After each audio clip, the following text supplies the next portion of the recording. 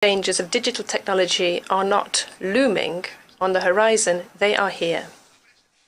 The digital divide is inflaming inequalities.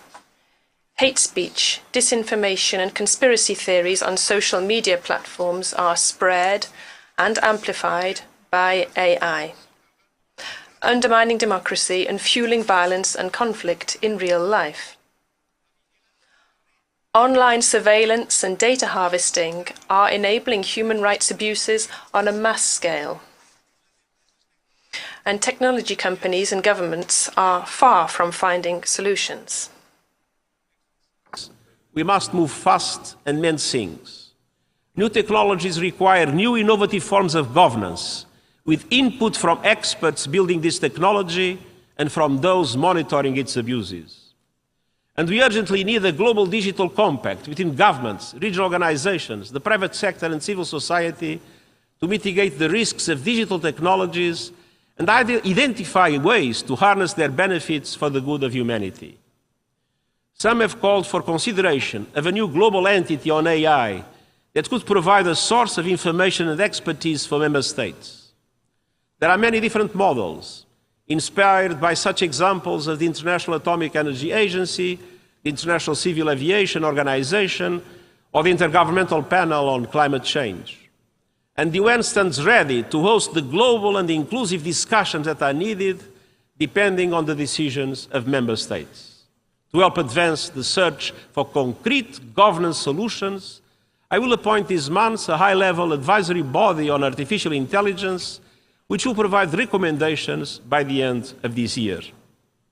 And next year's Summit of the Future is a once-in-a-generation opportunity for progress to deal with these new threats in line with the vision of the UN Charter.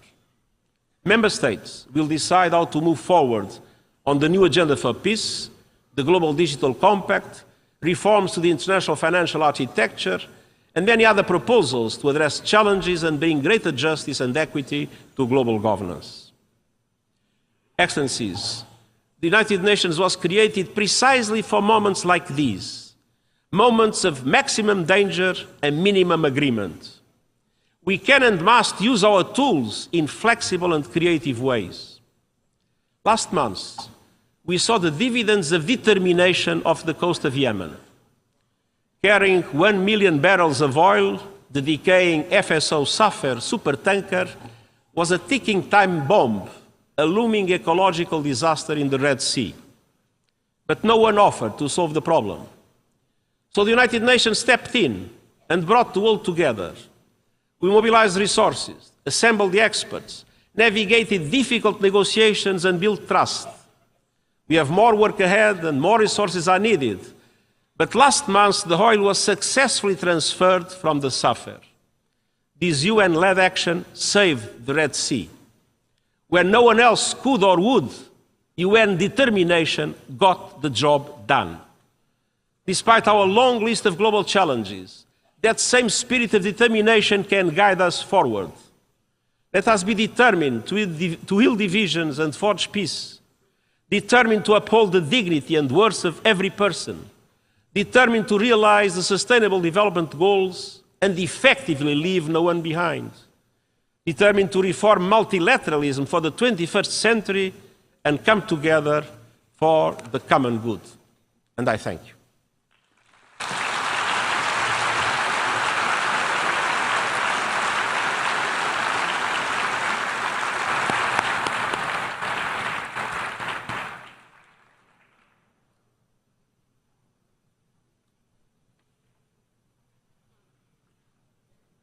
I thank the Secretary General. The Assembly will now turn to Agenda Item 8, entitled General Debate.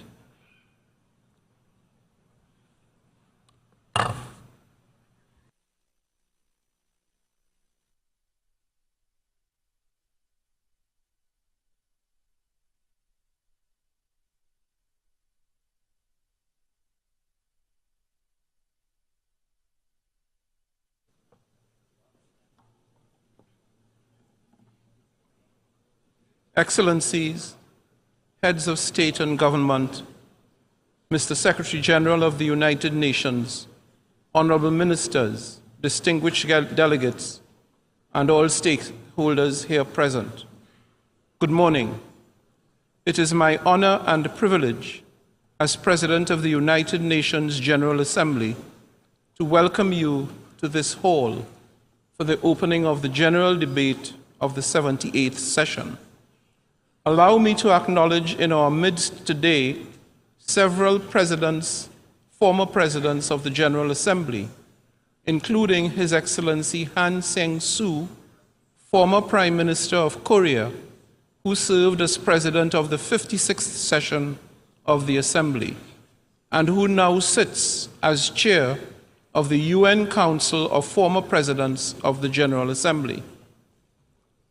Together, this Assembly Hall and this rostrum stand as a living testament to multilateralism and to the extraordinary role and compelling influence of the United Nations over the 75 years of its existence.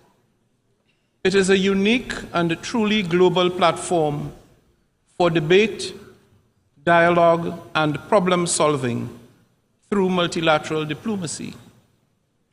This year, our imperative is clear: to unite the nations, to be united in conviction of common purpose and in solidarity of joint action.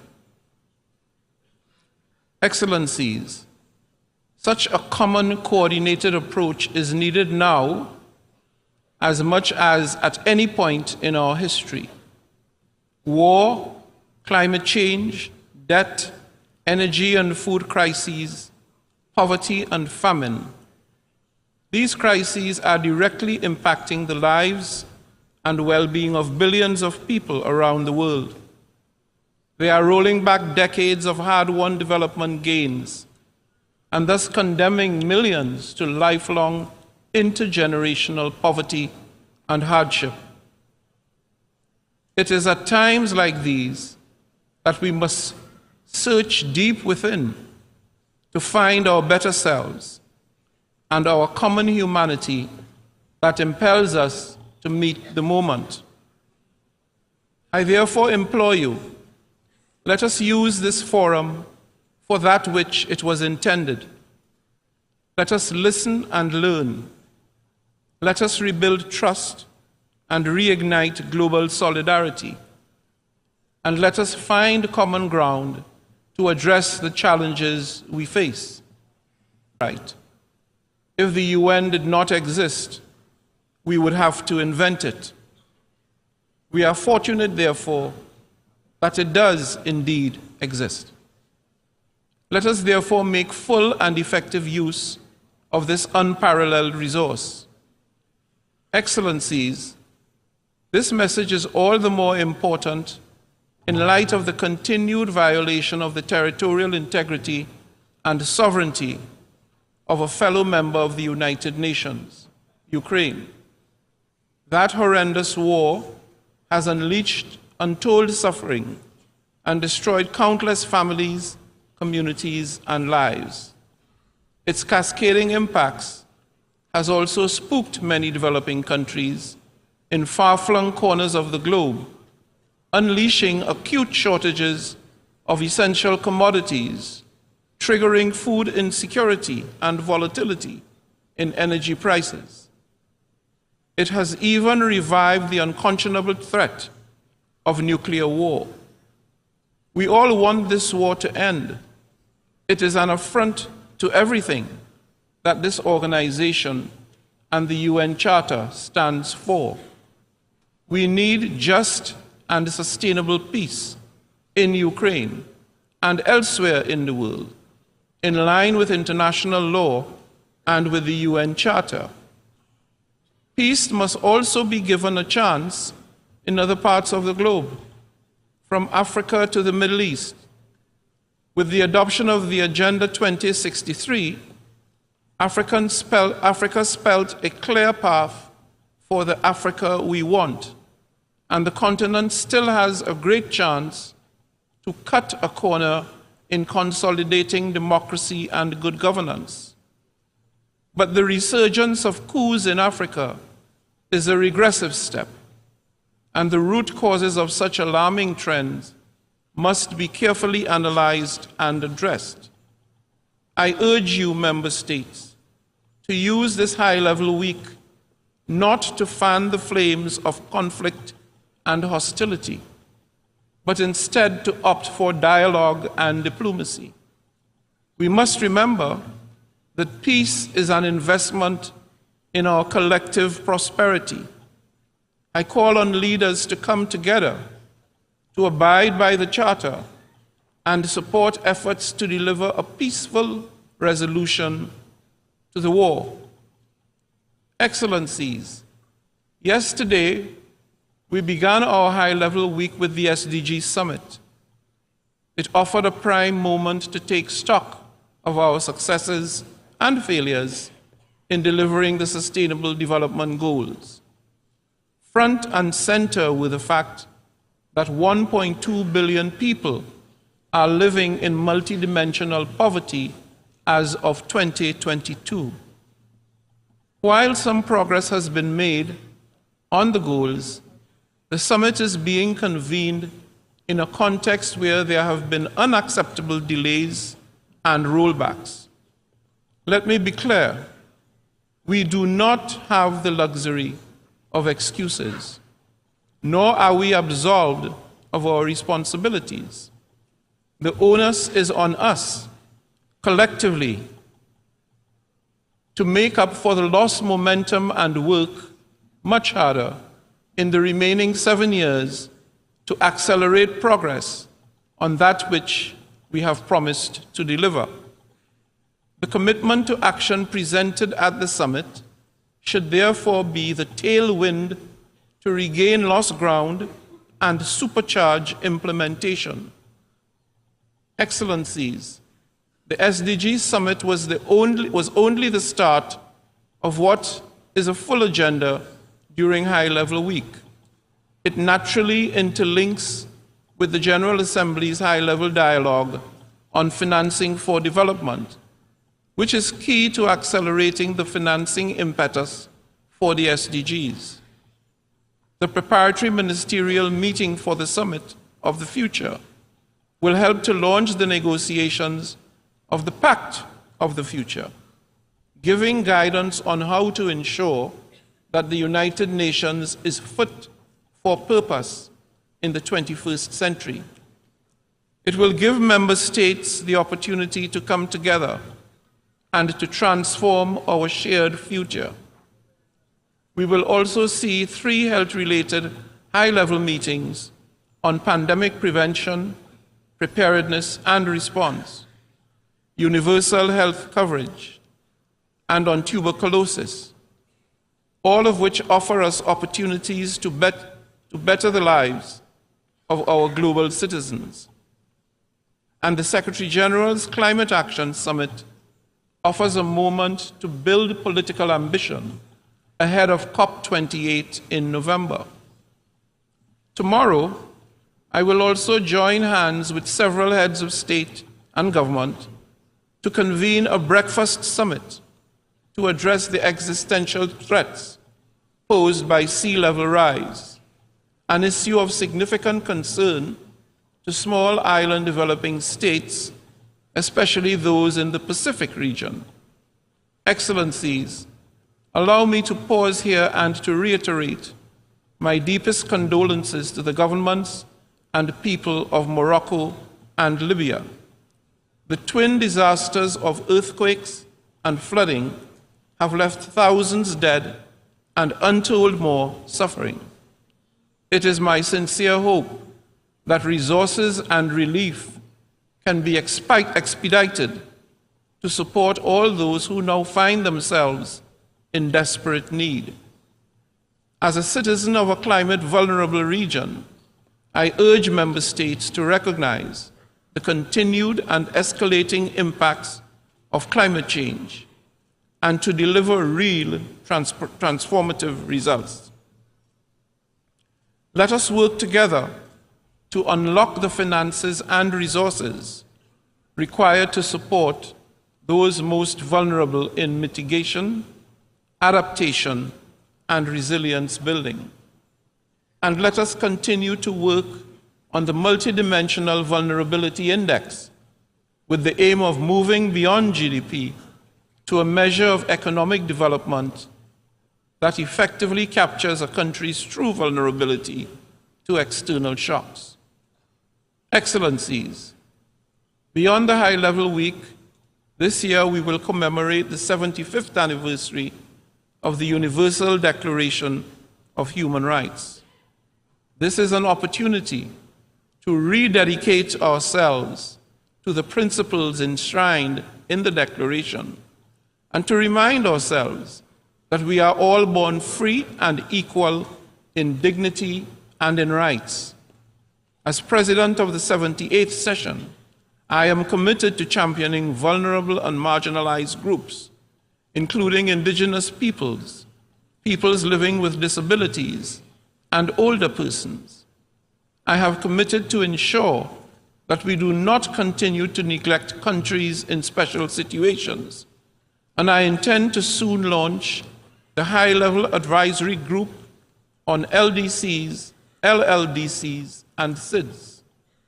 But first and foremost, we need to work for all women and girls who are appallingly still struggling for equality and respect. We must walk the talk on gender equality and women's empowerment. This means according women full, equal, and meaningful participation at every level.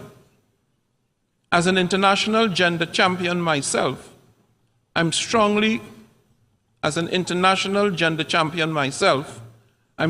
committed to promoting gender equality and women's empowerment, and I have appointed a special envoy and special advisor on gender equality and women's empowerment to assist me in this endeavor.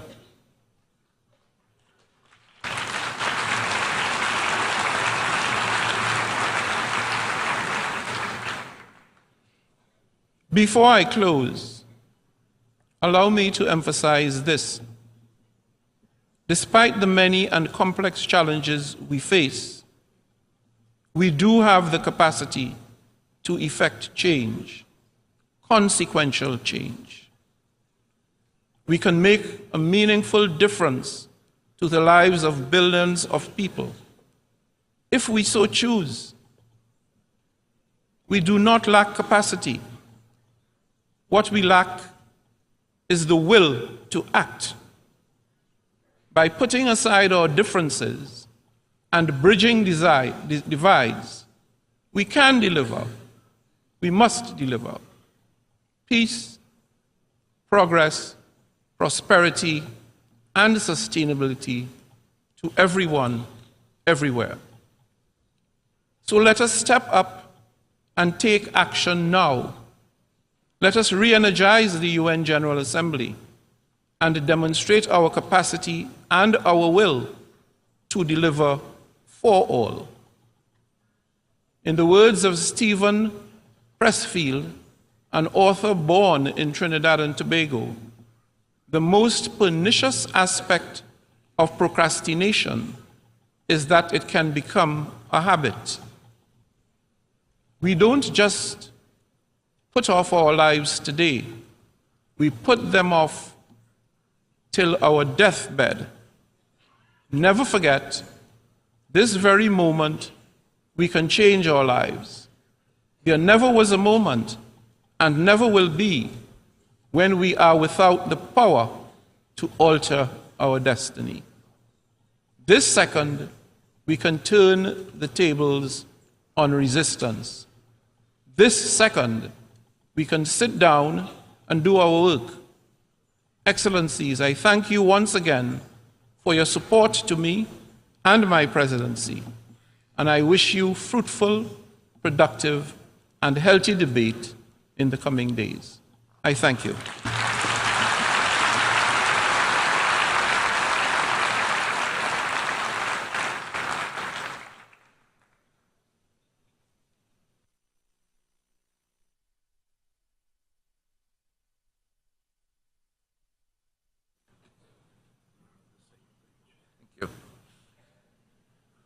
Before giving the floor to the first speaker for this morning, I would like to remind members that the list of speakers for the general debate has been established on the agreed basis that statements should be no longer than 15 minutes to enable all speakers to be heard at a given meeting.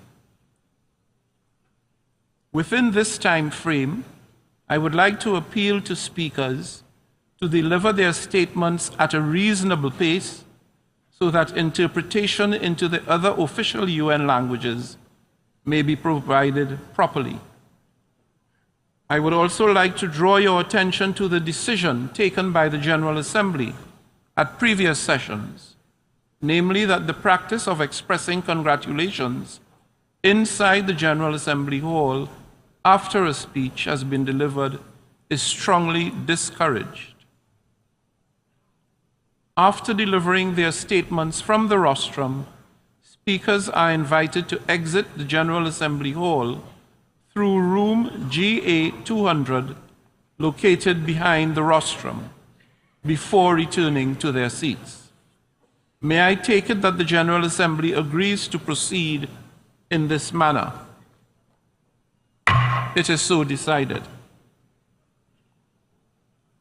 Finally, I should like to draw the attention of members that during the general debate, official photographs of all the speakers are taken by the Department of Global Communications.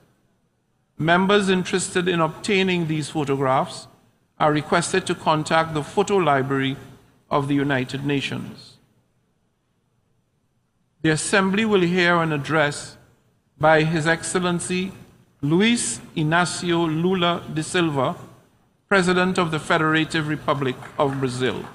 I request protocol to escort His Excellency. On behalf of the General Assembly, I have the honor to welcome His Excellency Luis Inácio Lula da Silva, President of the Federative Republic of Brazil, and to invite him to address the Assembly.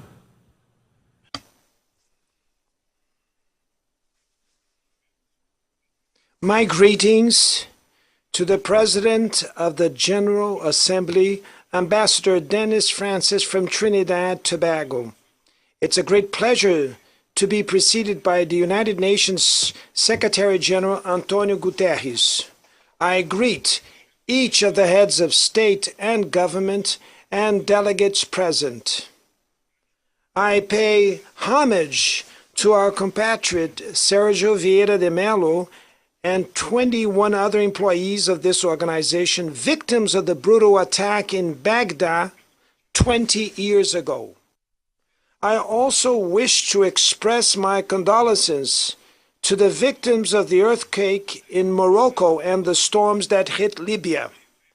Like what happened recently in the state of Rio Grande do Sul in my country, these tragedies have claimed lives and causing irreparable losses. Our thoughts and prayers are with all the victims and their families.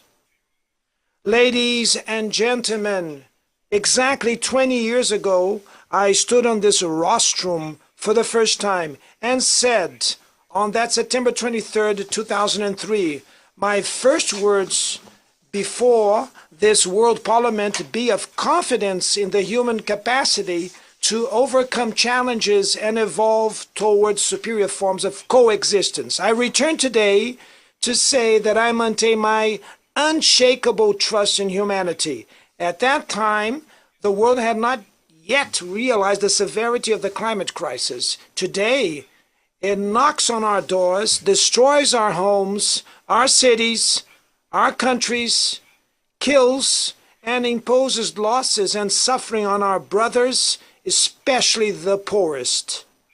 Hunger, the central theme of my speech at this World Parliament 20 years ago, today affects 735 million human beings who will go to sleep tonight without knowing if they'll have anything to eat tomorrow. The world is increasingly unequal. The 10 richest billionaires have more wealth than the poorest 40% of humanity. The destiny of every child born on this planet seems to be decided while they're still in their mother's womb. The part of the world where their parents live and the social class their family belongs to will determine whether or not that child will have opportunities throughout life. Whether they will eat at every meal or whether they will be denied the right to eat breakfast, lunch, and dinner every day. Whether they will have access to health care or whether they will fall to diseases that could have already been eradicated. Whether they will finish school and get a quality job or whether they will become part of the countless of unemployed, underemployed, and discouraged people. First of all, we must overcome resignation, which makes us accept such unfairness as a natural phenomenon. To overcome inequality, there's a lack of political will from those who govern the world in order to overcome inequality. Ladies and gentlemen, if today I return in the honorable capacity of President of Brazil, it is thanks to the victory won by democracy in my country. Democracy ensured that we overcame hate, misinformation, and oppression. Hope, once again, has won over fear. Our mission is to unite Brazil and rebuild a sovereign, fair, sustainable, supportive, with solidarity, a generous and a joyful country. Brazil is finding itself again with our region, with the world, and multilateralism. As I never tire of repeating, Brazil is back. Our country is back to make its due contributions in facing the major global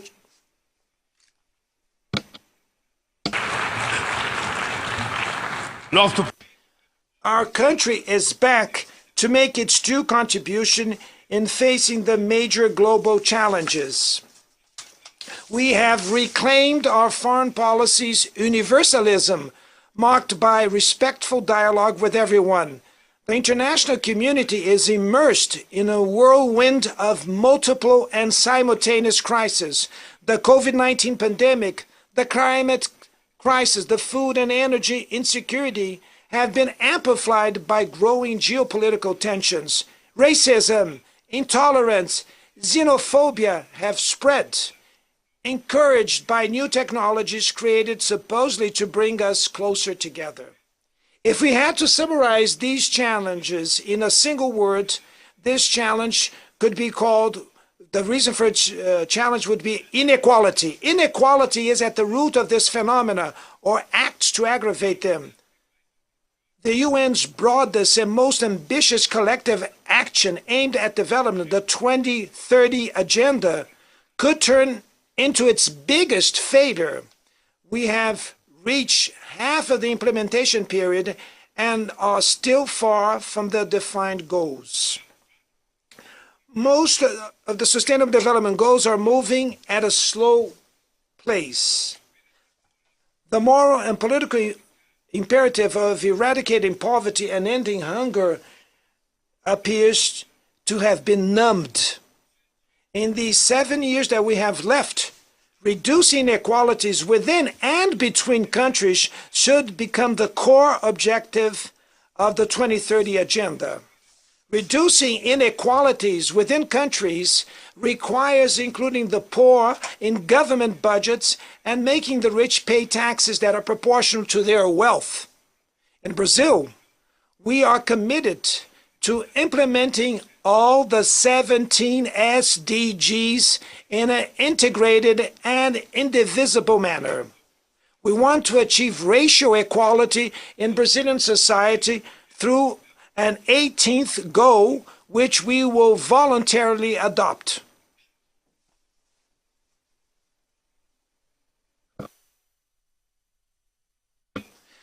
We launched the Brazil Zero Hunger Plan, which will bring together a series of initiatives to reduce poverty and food insecurity. Amongst them is the Bolsa Familia, the family stipend, which has become a global reference in income transfer programs for families that keep their children vaccinated and in school. Inspired by Brazilian Bertha Lutz, a pioneer as an advocate in gender equality in the UN Charter, we have passed a bill that makes equal pay between women and men mandatory when they perform the same role. We shall fight femicide and all forms of violence against women. We shall rigorously advocate for the rights of the LGBTQI+ groups and of people with disabilities. We have revived social participatory practices as a strategic tool for implementing public policies. Mr. President, acting against climate change involves thinking about tomorrow and facing historical inequalities. Rich countries grew based on a model with high rates of climate-damaging gas emissions. The climate emergency makes it urgent to correct course and implement what has already been agreed. There is no other reason why we speak of common but differentiated responsibilities. It is the vulnerable populations in the global south who are most affected by the loss and damage caused by climate change. The richest 10% of the world's population are responsible for almost half of all carbon released into the atmosphere. We, developing countries, do not want to repeat this model. In Brazil, we have already proven once and will prove again that a socially fair and environmentally sustainable model is possible. We are at the forefront of energy transition, and our matrix is already one of the cleanest in the world. 87% of our electrical power comes from clean and renewable sources. Solar, wind, biomass, ethanol, and biodiesel power generation is growing every year. The potential for generating green hydrogen is immense. With the Ecological Transformation Plan, we will invest in sustainable industrialization and sustainable infrastructure. We have resumed a sound and renewed Amazon agenda with oversight actions aimed at fighting environmental crimes. Over the last 8 months, deforestation in the Brazilian Amazon has already been reduced by 48%. The whole world has always talked about the Amazon.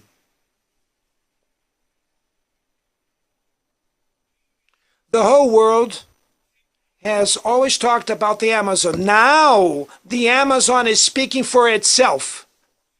A month ago, we hosted the Belém Summit meeting at the heart of the Amazon and launched a new collaboration agenda between countries that are part of that biome. There are 50 million South Americans living in the Amazon whose future depends on the decisive and coordination action of the countries that hold sovereignty over the region's territories. We all have also further dialogue with other countries that have tropical forests in Africa and Asia. We want to arrive at COP28 in Dubai with a joint vision that reflects, without any coaching, the priorities for preserving the Amazon, the Congo and Borneo Mekong basins based on our needs. Without mobilizing financial and technological resources, there's no way to implement what we decided in the Paris Agreement and the Global Biodiversity Framework. The promise to allocate $100 billion annually to developing countries remains just that, a long promise. Today, this amount would be insufficient for a demand that already reaches trillions of dollars. Mr. President, the principle on which multilateralism is based, that of sovereign equality between nations, has been eroding. At the main global governance levels, negotiations in which all countries have a voice and vote have lost momentum. When institutions reproduce inequalities, they are part of the problem, not the solution. Last year, the IMF made available $160 billion in special drawing rights to European countries and just $34 billion to African countries.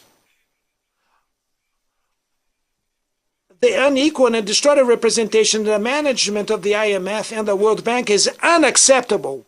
We have not corrected the excesses of market deregulation and the support of the ideology of the minimum state. The foundations of a new economic governance have not been laid. The BRICS was the result of this paralysis and constitute a strategic platform to promote cooperation between emerging countries. The recent expansion of the group at the Johannesburg Summit meeting strengthens the fight for an order which accommodates the economic, geographic, and political plurality of the 21st century. We are a force that works.